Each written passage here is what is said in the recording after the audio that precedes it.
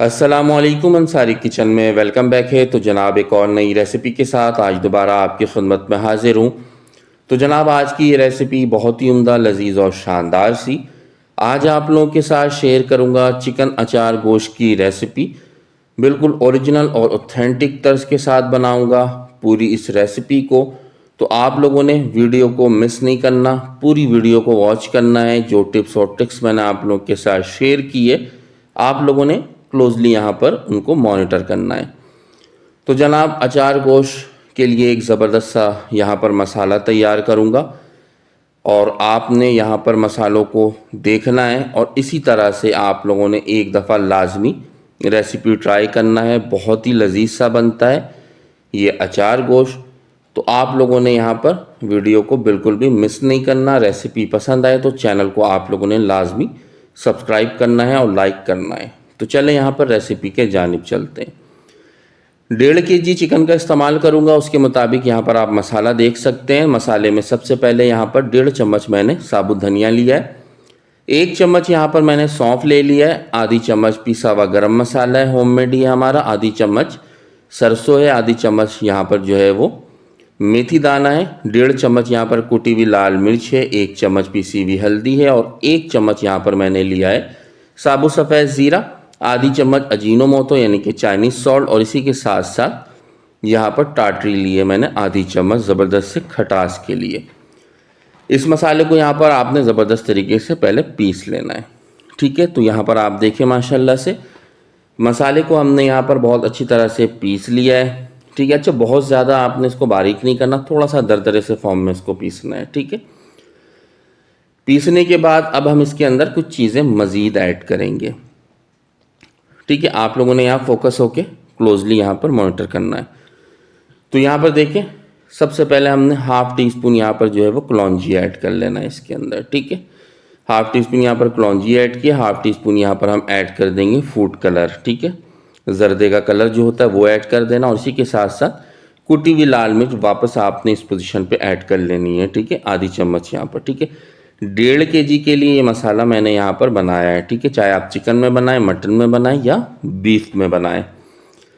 تو یہ مسالہ بنانے کے بعد یہاں پر آپ لوگوں نے ہری مرچیں لے لینی ہے، ہری مرچوں کو بیچ سے آپ لوگوں نے چیرا لگا لینا ہے، ٹھیک ہے۔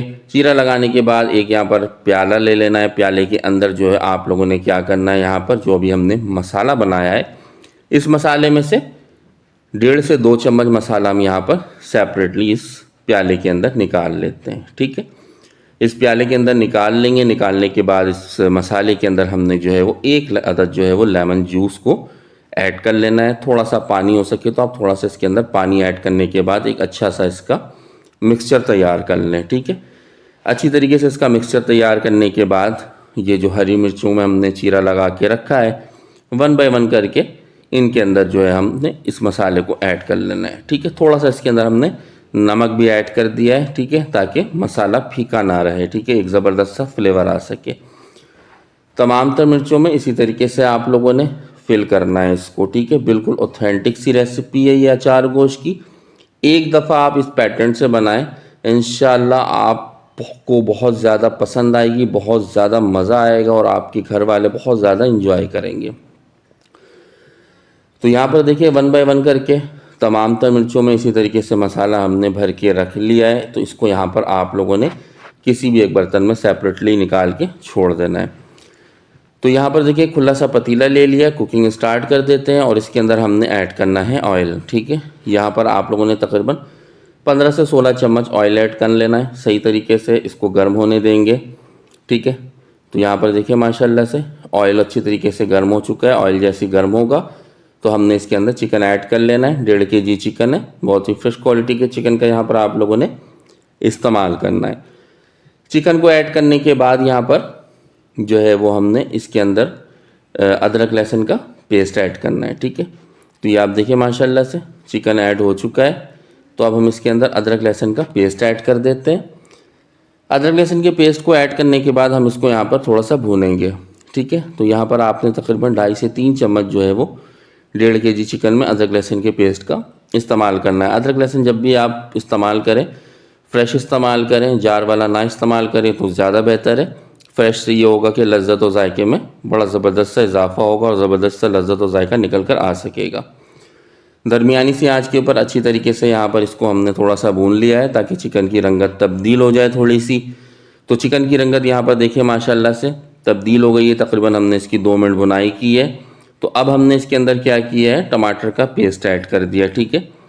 4 عدد میں نے ٹماٹر لیا تھا، ٹھیک ہے، اس کا پیسٹ بنایا تھوڑا سا پانی ایڈ کرنے کے بعد، اور اس کو یہاں پر میں نے ایڈ کر لیا ہے۔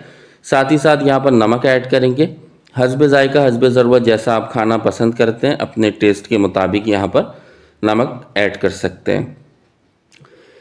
اچھی طریقے سے اس کو مکس کریں گے، کور کر دیں گے۔ کور کرنے کے بعد 10 سے 12 منٹ کے لیے ہم اس کو بالکل ہائی فلیم پہ گلنے کے لیے چھوڑیں گے، کیونکہ یہ چکن ہے، ٹھیک ہے۔ آپ نے 12 منٹ سے زیادہ اس کو یہاں پر گلنے کے لیے نہیں چھوڑنا ہے، ٹھیک ہے۔ تو یہاں پر ہم اس کو 12 منٹ کے لیے گلنے کے لیے چھوڑیں گے۔ تھوڑا سا پانی یہاں پر آپ نے جو آدھا کپ پانی ایڈ کر لینا ہے اور یہاں پر اس کو 12 منٹ کے لیے چھوڑ دینا ہے۔ تو یہاں پر آپ دیکھیں 12 منٹ کے بعد جو ہماری ریکوائرمنٹ تھی اس کے مطابق چکن جو ہے یہاں پر گل چکا ہے۔ چکن آپ جب بھی گلائیں بالکل ہائی فلیم کے اوپر چکن کو آپ گلنے کے لیے چھوڑیں، ٹھیک ہے۔ اس سے ہوگا کیا کہ چکن اندر سے ڈرائی نہیں ہوگا، جوسی بھی رہے گا اور چکن اچھی طریقے سے گل بھی جائے گا، ٹھیک ہے۔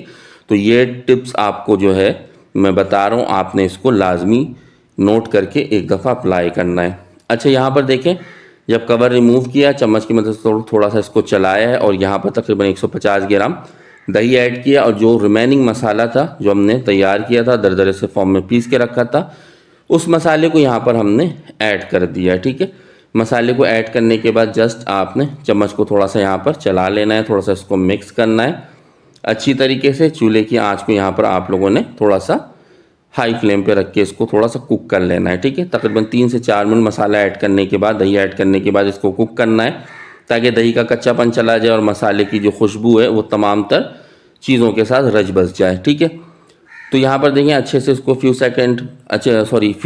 منٹ جو ہے وہ کوک کرنے کے بعد ہم لوگوں نے کیا کرنا ہے، اس کے اندر ہری مرچوں کو جو ہم نے فل کر کے رکھا تھا، ان ہری مرچوں کو یہاں پر ہم لوگوں نے ایڈ کر دینا ہے، ٹھیک ہے۔ جیسا کہ آپ کو ویڈیو میں نظر آ رہا ہے، سیم اسٹیپ کو آپ نے اسی طریقے سے یہاں پر فالو کرنا ہے۔ اچھی طریقے سے ہری مرچوں کو ایڈ کریں گے، اس کو کور کر دیں گے، چولہے کی فلیم کو بالکل دھیما کر کے 10 منٹ کا اس کو دم دیں گے ہم، ٹھیک ہے۔ تو یہاں پر دیکھیں آپ ماشاءاللہ سے 10 منٹ کے بعد کیا پوزیشن نکل کر آئی ہے، بہت ہی لاجواب، بہت ہی شاندار سا ہمارا یہاں پر چکن اچار گوشت بن کے بالکل تیار ہو گیا ہے۔ بہت ہی زبردست سی خوشبو یہاں پر آ رہی ہے۔ تو آپ لوگوں نے لازمی ایک دفعہ ریسیپی ٹرائی بھی کرنی ہے اور مجھے فیڈ بیک بھی دینا ہے کہ آپ کو آج کی یہ ریسیپی کیسی لگی۔ بہت زیادہ پسند آئے گی، بہت زیادہ لائک کریں گے آپ کے گھر والے بہت زیادہ لائک کریں گے۔ آپ اسی میتھڈ سے جب ایک دفعہ ریسیپی کو کریٹ کریں گے اپنے گھروں میں، ریسیپیز میری اگر آپ کو پسند آئی ہو تو میرے چینل کو آپ سبسکرائب کریں، ویڈیو کو لائک کریں، آگے زیادہ سے زیادہ شیئر کریں۔ کل دوبارہ ایک اور نئی ویڈیو میں آپ سے ملاقات ہوگی، تب تک کے لیے اللہ حافظ۔